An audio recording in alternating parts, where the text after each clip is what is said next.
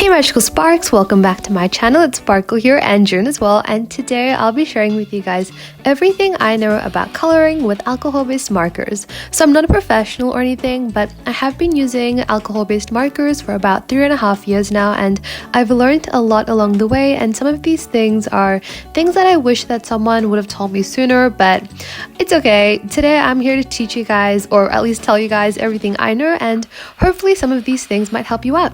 So if you want to draw along as well, feel free to grab your sketchbook and relax for the next 16 minutes as I tell you guys everything I know about coloring with alcohol-based markers. And as I do that, I'm also going to be working on this drawing that I actually made in I think about February, but I just have not got around to working on it, so now it's currently April and now we're going to color it in.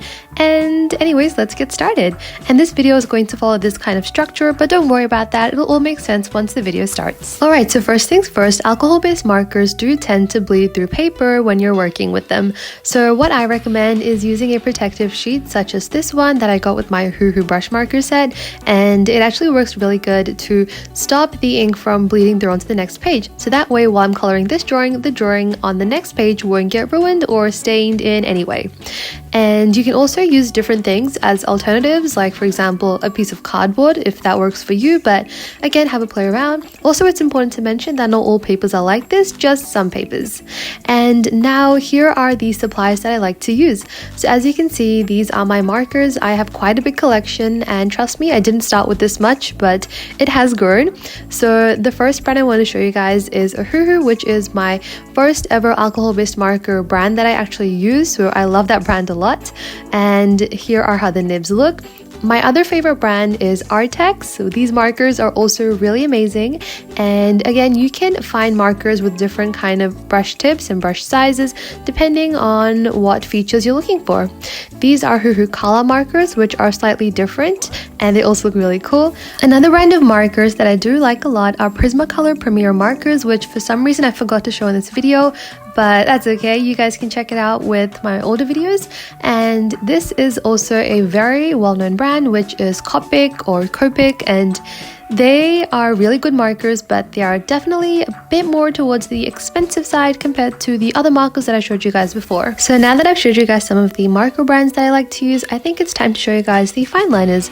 So I love using this brand. It's a Hoo again, but the Hoo fine liners are actually really good for when it comes to using alcohol-based markers as well as watercolors as well, in my opinion. They come in lots of different sizes too. And I also like these ones, these Stabilo fine liners. These were what I used to use, and this is what I currently use. These Statler Tri Plus fine liners, which are also really good, and they come in a good variety of colors as well. And now the next thing I want to show you guys is paper. So here is some printer paper, and I'm just going to show you guys how these two colors work on printer paper. I'm not going to make any kind of judgments, but I will personally say that from experience, I have seen that printer paper is not the best paper for markers, especially when you want to try and blend, because the ink does tend to expand and blending is just a little bit more difficult, and there is just a lot more bleed through than there is with thicker art paper. And now the next paper I'm going to be showing you guys is from my sketchbook that I used last year. It's a Moleskine sketchbook. The paper is 165 GSM in thickness, and let's test out how it works. So step one is finding a page to be made victim, and this page is going to be our victim today.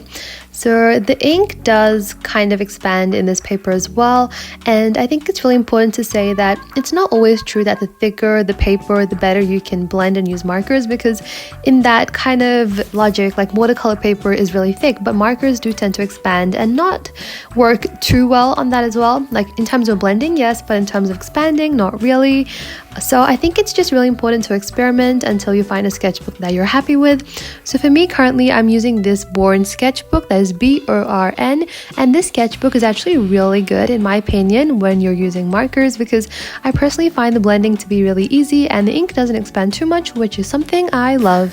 But again, same as the printer paper, there is still bleed through, or at least some kind of ghosting that always happens, but it's not as bad as it was with the printer paper.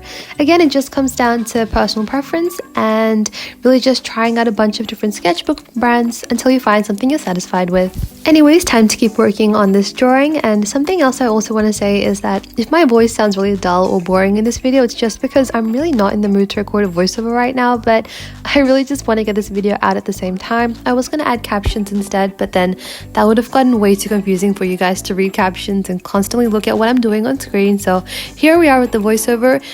Hopefully things will go back to normal by next week and the voiceover can be a bit more enthusiastic, but for now this is just what we've got, so hopefully it's not too bad for you guys. So when it comes to alcohol-based markers, they really weren't something I knew about, and for me, I was more of a colored pencil and watercolor person, but then once I started using alcohol-based markers, initially, I'm going to be honest, I hated it, but then once I got the hang of how to use them, I started to fall in love with the medium. It's just so easy to set up and pack up, and they're just so easy to use as well once you learn what you're doing, once you're able to gain the experience and the practice, and after that, it just becomes so much fun, and it's also just really satisfying.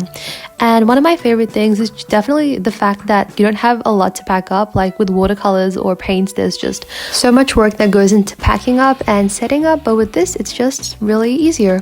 And now the next thing I want to show you guys is how to pick colors. Alright, so when you're blending out two colors like pink and purple, then it's pretty self-explanatory that these colors will kind of just blend together because they are close to each other on the color wheel. But when it comes to colors like purple and orange, these colors aren't too close together on the color wheel, so they won't blend that well unless you have a color in the middle. Now for example, here you can see me blending purple and orange, and in the middle there's a bit of a brown color, but as you can tell with the little blending test on the left, I used pink in the middle, which really helped to make the blending process just a whole heap smoother and just turn out a whole heap better as well. Now something that I've personally found to be easier is to blend with pastel markers, because I think it's because of how light these markers are, or because of how they have like a desaturation about them, but they just blend a lot more easier than darker colors. So if you're someone who wants to practice, maybe start here before you head over there. By the way, when you want to color in something and add some shading to it, it's really important to make sure that you pick a medium color and a dark color, which is what I'm doing in this case. And I've personally found that colors like this tend to be easier to blend because they belong to the same color group, such as red in this specific scenario. By the way, let's say I'm coloring in a random apple drawing like we're doing right now. Let me quickly show you guys two ways that I like to go about blending.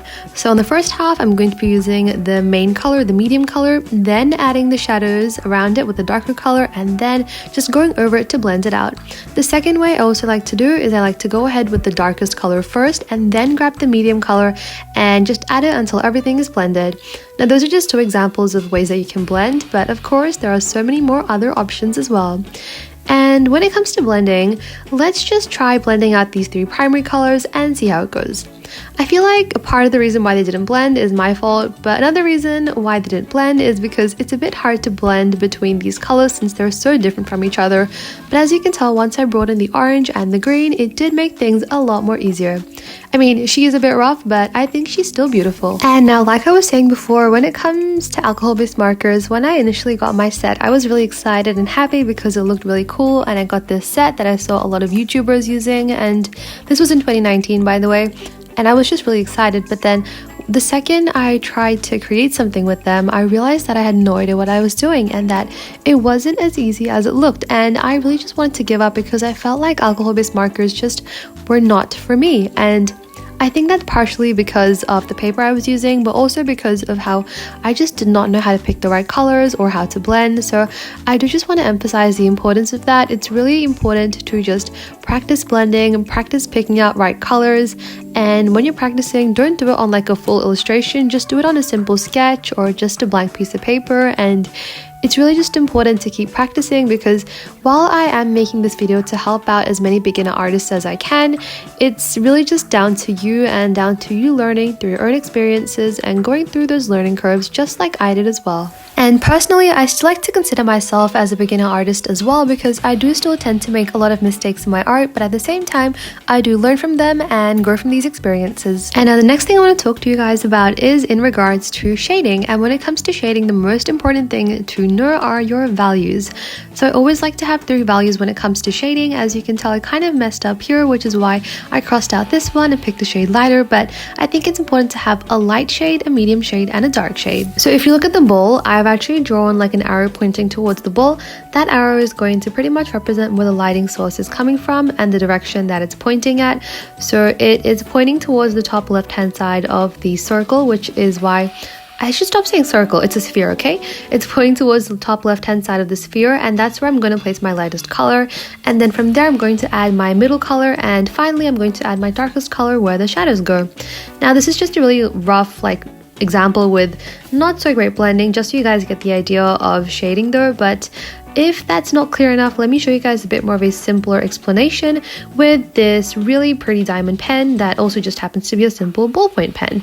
So here's just a messy version of what I mean. As you can tell, I'm drawing the same thing here again, but I feel like with some people it's just a bit more easier to understand it in a more messy way than with markers in a bit more kind of complex way with air quotations. But I do hope this messy example does kind of explain what I'm trying to say, because it's pretty much the same concept applied with the marker drawing on top as well as the ballpoint sketch at the bottom. And now, because someone is going to ask me in the comments, how do you shade in a face, I'm going to quickly show you guys how I like to go about shading in a face. This is just a really rough and messy example, as you can tell, with a sketch that is barely a sketch, and it's just super rough, and that's pretty much how I did it. It's the same kind of logic. You go in with the lightest color, then the medium color, then the darkest color, and in the end everything just kind of pulls together. But just make sure you practice and understand what it means when you're establishing these values. And now here's just another example of establishing values through colors when you have a lighting source. And again, it just really comes down to practice, and it's also something that I need to practice myself, because coloring with lighting is not something I feel comfortable with. But that's okay guys, let's learn this all together. And now we're back to working on this drawing, and for this entire page my idea was to have it all themed around the color purple, and just maybe a bit of pink and blue here and there, but mainly just around the color purple. So that's why I decided to make everything purple, obviously. And even for the skirt, I feel like I could have done a different color and it would have contrasted well against the shirt and the jacket that the character was wearing. But since I wanted to keep it within the color palette, within the theme, I went with purple. Same with this vase or vase.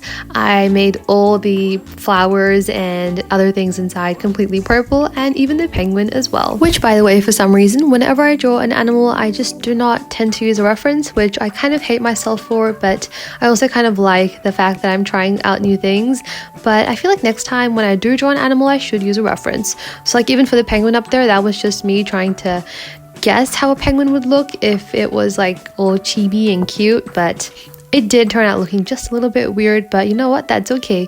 Weird is also perfect, and weird is also beautiful. Oh, and also back to the topic of alcohol-based markers, I think another important thing for me to say is that when you're coloring with alcohol-based markers, it's really important that you make sure that you experiment with your markers beforehand and get a feel for them, because when it comes to layering and coloring, some colors will lay down different than others. Sometimes the ink might not match the color on the caps, and sometimes some colors just won't go together too well.